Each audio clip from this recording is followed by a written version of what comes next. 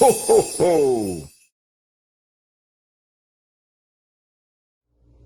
Coucou tout le monde! Aujourd'hui, on va travailler des exercices pour pouvoir avoir plus de contrôle dans notre danse.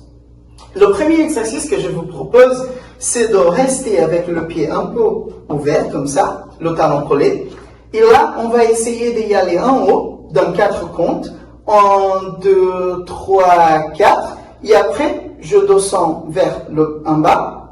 1, 2, 3, 4. 4 comptes aussi. L'important ici, c'est de ne pas faire le transfert de ton poids du corps jusqu'en bas très vite. 1, 2, 3, je tombe. Là, c'est vraiment avoir de contrôle. Tu tombes. Là, j'ai pas de poids sur mon talon.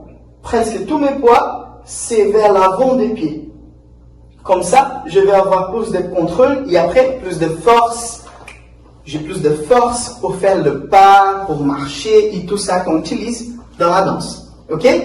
Après que tu es bien dans cet exercice, on va faire un autre. C'est la même chose, mais on va faire en haut dans 8 comptes et après en bas dans 8 comptes aussi. Du coup, 1, 2, 3, 4, 5, 6, 7, 8 contrôles. 1, 2, 3, 4, 5, 6, 7, 8.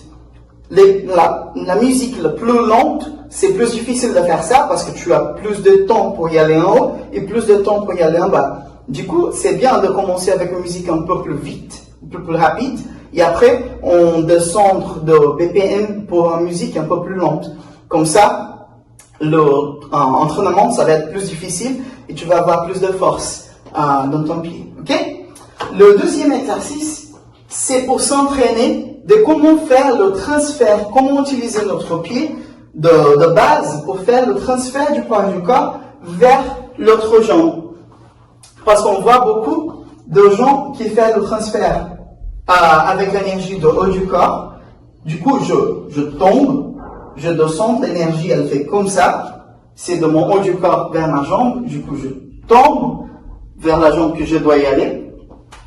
Et on voit aussi des gens qui utilisent la jambe libre pour essayer de créer l'énergie ici pour y aller avant ou arrière, ça marche le deux. Et c'est pas ça qu'on veut, ni un ni l'autre. Là, on va essayer de préparer notre jambe avant. On va faire arrière aussi après. On va essayer de préparer notre jambe avant. Et là, je vais essayer de pousser avec mes pieds de base, mes pieds gauche. Je vais pousser le sol vers l'arrière. Je vais essayer de pousser et utiliser la force de frottement pour pouvoir y aller avant. Là, j'engage mon centre et je vais utiliser la force de mes pieds pour pousser le sol et j'utilise l'énergie que le sol me donne après pour y aller devant. Et c'est exactement la même chose quand je vais arrière.